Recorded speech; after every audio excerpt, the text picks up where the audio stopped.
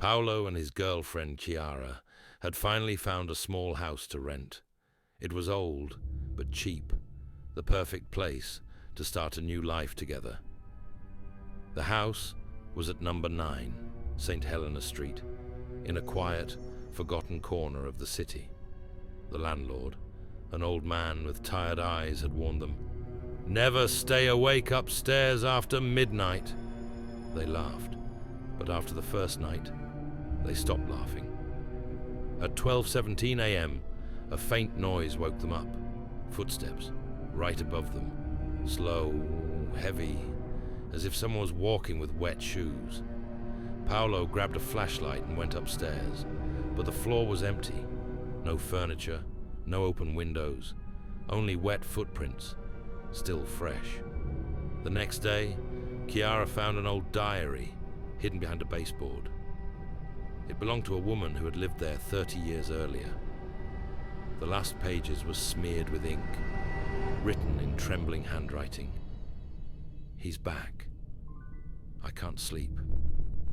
He walks above me every night, searching for the one who forgot him." That night, Paolo saw something new on the ceiling above their bed. Footprints, upside down, as if someone was walking on the other side.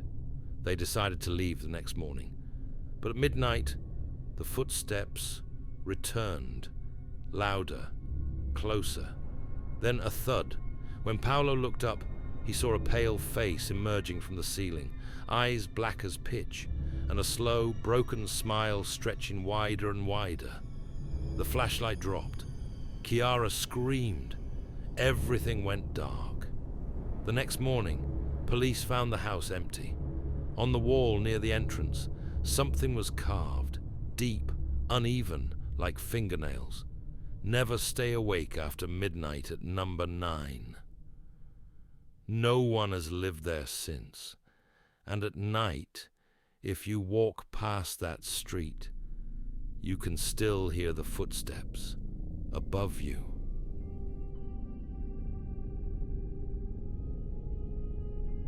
Marco worked as a security guard at a huge shopping mall on the outskirts of Milan. It was an easy job, walking around, locking doors, watching the cameras. Every night at 10, all the stores closed their shutters.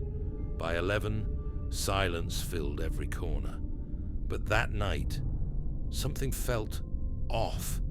One of the cameras, the one on the top floor, kept glitching. Every few seconds, a shadow appeared, a figure, slowly moving in front of the old toy store. Marco thought it was a reflection, or a technical issue. Still, he decided to check.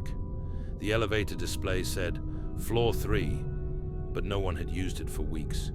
He called it down, and immediately, the doors opened. A cold, metallic smell filled the air. On the floor, tiny footprints, like those of a child. When he reached the 3rd floor, the lights were out, except for one. It flickered from the toy store. The gate was half open. Inside, rows of dusty dolls and broken toys stared at him. And in the middle of the room, a small carousel for kids, spinning slowly. Marco stopped it. And right then, an old tape recorder behind the counter turned on. A child's distorted voice whispered through the speaker, "You shouldn't have come here, Marco." Marco froze. No one there knew his name. He grabbed his radio to call his partner downstairs. No response, just static. He tried to go back, but the elevator wouldn't open. The emergency stairs were blocked by yellow tape. Under construction. Do not enter. But there hadn't been any construction for months. Then came the sound. Footsteps, soft, quick, like a child running barefoot on the tiles. They came closer and closer. Marco rushed into a storage room and locked the door. It was full of boxes, Christmas decorations, mannequins and old signs, and at the very back, a TV screen flickered on.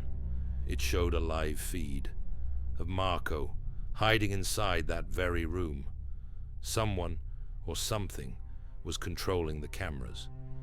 Then a whisper right behind him. "I can see you." He turned around.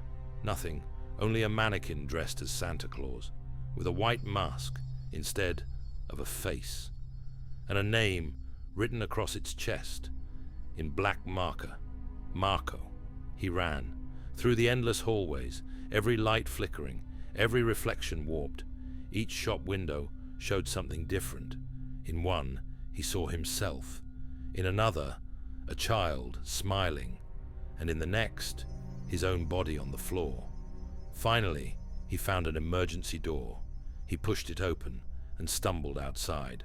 Cold air. Silence. The next day, he told everything to the mall's director. The man went pale and said only one thing. "The third floor has been closed for 10 years, Marco. After the fire, there's nothing left up there." Marco quit that same day. He swore he'd never go back. But that night, as he lay in bed, his phone lit up. A new notification appeared. And in the video preview, there he was, walking on the third floor. Not the city of love, but the city of shadows, rain-soaked alleys, and windows that shouldn't be lit at night, because behind some of those windows, something else lives. This is the story of Paolo and the apartment at number 47. Paolo was an Italian student in Paris studying architecture. He found a small apartment in Montmartre, old but cheap. The landlord only told him one strange thing. "Don't worry about the noise upstairs. It's the building's memory." Paolo didn't understand. But that first night, he did. At midnight sharp, he heard footsteps above him, slow, heavy, then the sound of a chair scraping across the floor, and a faint female voice humming an old French melody. The next day, he asked the caretaker who lived upstairs. The man frowned. "No one, monsieur.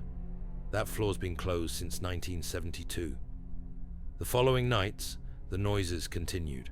Crying, scratching, sometimes a sudden loud thud. One night, Paolo went upstairs. The door of apartment 47 was locked with a chain, but underneath, light seeped out, and the air smelled of burnt wood and lavender. He peeked through the crack.